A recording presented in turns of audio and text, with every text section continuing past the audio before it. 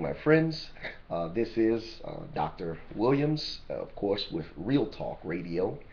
And I am happy to be recording a new video. This is my first video in months. And, I want to apologize, of course, for those of you that are followers of my channel and you've not seen any new videos in a while. Please accept my humble apologies. But of course, I'm doing some new things with our website, and I want you to go and check it out. It is realtalkradio4u.com.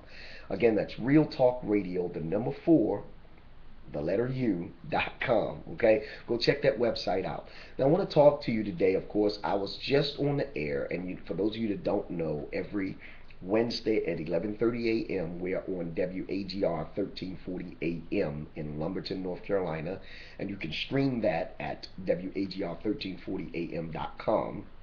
And for those of you that don't know, we are also on Saturdays, and a lot of people know about Wednesdays, but they don't know about Saturdays.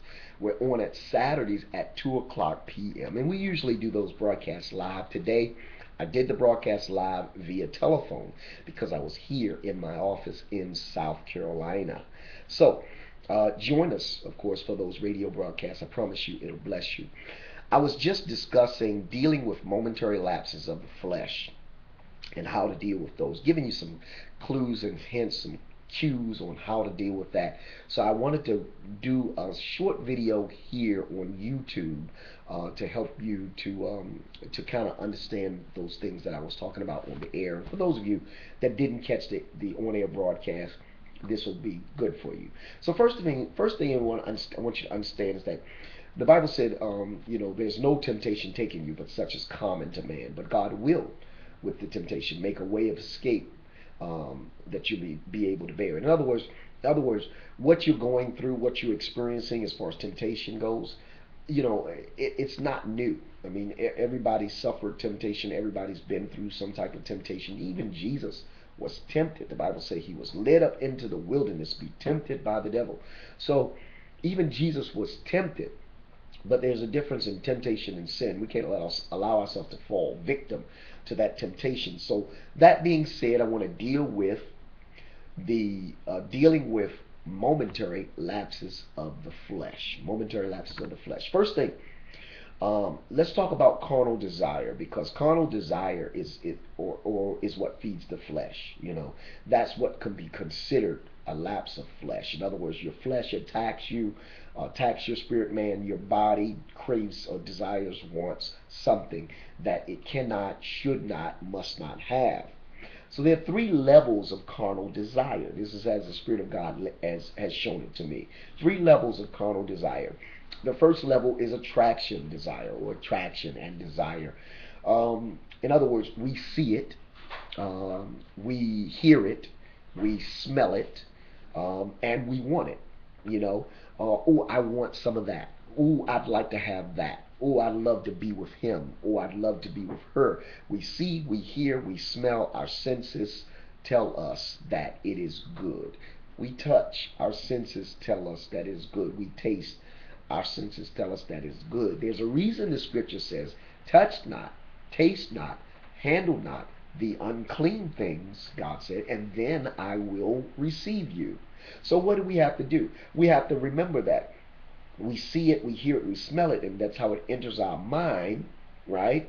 So we have to guard our gates. What does it mean to guard your gates? You have to limit your exposure and your repeat experiences to those things that you should not have. It's just that simple. Give you a case in point, White Linen, the fragrance by Estee Lauder. I worked at Estee Lauder, and I worked on the line that produced a White Linen for a while, and something about that fragrance absolutely intoxicated me. I mean, it would simply drive me bananas, and I could smell, even years later, I could smell White Linen on a woman from a mile away, and it would just, the fragrance would drive me crazy. So I can't exactly go around telling people, well, don't wear white linen around me and all that. I can't do that.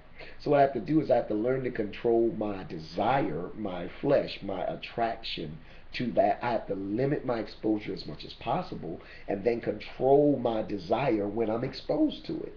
So that's what we have to do when it comes to attraction. Limit your exposure to those things that you should not have, that you're attracted to, as much as possible. And then when you can't limit your exposure, learn how to control your actions, your desire, or your actions when you desire certain things. Second level of carnal desire is, of course, curiosity. Curiosity, imagination. It's like the old saying, curiosity killed the cat, right? The thing about curiosity is that curiosity makes your flesh believes that it wants something, right? It sees something and you think you want it. But the thing about curiosity is that it's fantasy. Curiosity is fantasy. You want what you think that thing is, not necessarily what it is, but what you think it is. So, how do we deal with that? Well, first thing you got to do is you got to realize that it's not real. Okay? You ever had something that you wanted and you looked at it in the store, or you saw a person and you wanted to be with them, or you saw a thing that you desired to have, and then once you had it, you said, oh my God, I can't believe I fell for this, or I can't believe I wanted this, and you realize that what you wanted was the idea of what you thought that thing was. It's fantasy. Curiosity is fantasy. It's the second level of carnal desire. What happens though is that we think we want something, we fall in love with the idea of what it is or what we think it is, and then when we hit it, it's most often not what we think it is. Like those as seen on TV commercials. You think you want it, you get it, and then when you get it, you say, it doesn't do what I thought it would do, it doesn't satisfy the need I thought it would satisfy, and I don't even know why I bought it. So understand that curiosity is fantasy. Stick to what's real. Okay, avoid it whenever possible. And the third level of carnal desire is craving. Now, here's the difference. This is something about craving that sets it apart from the other two. Okay, when it comes to craving, and please forgive me for talking so fast. I'm trying to fit a 40-minute teaching into 10-minute video. Okay. The thing about craving that we have to remember is that craving only applies to what we've had before. I know that sounds weird, right? Because people say, well, I crave things I've never had before. No, you're attracted to things you've never had before. Or you're curious about things that you've never had before, but you don't crave them. You can't crave them because in order to crave something, it has to be something that your flesh has experienced. You have to experience something in order to crave it. You can desire it. You can be curious about it. You can be attracted to it, but you cannot crave it. So, what do? We have to learn to keep the flesh under subjection. The less we try, right? The less we well, think about it this way. People that have never had sex before, they may be curious about sex. They may even be attracted to the sexual experience, but they don't crave sex. But once you have sex, then generally your body desires more sex. It's a craving at that point. Think about exotic foods that you may want to try, but you don't crave them because most of us have, if we look at it in these terms, most of us have cravings for foods. We can almost taste that food. But how can you taste a food that you've never tasted before? You don't know what it tastes like, you see? So you can't crave something that you've never had before. The way to deal with that, most of all, is remember to keep your flesh under subjection when it comes to attraction and curiosity, and then your cravings will be greatly reduced. So the last thing I want to tell you, and I only have a minute here, is be a firefighter. First of all, if you want to deal with your momentary lapses of the flesh, fight. That's fire. F-I-R-E. Fight. Okay? Don't take it laying down. Don't just say, don't go softly into that dark night. Identify the level of desire that you're facing so you know how to deal with it. Resist, rebuke, retreat. Okay, resist, rebuke, retreat. FIRE. Empower yourself through praise and worship. Now, praise and worship takes your mind to a different place and it helps you.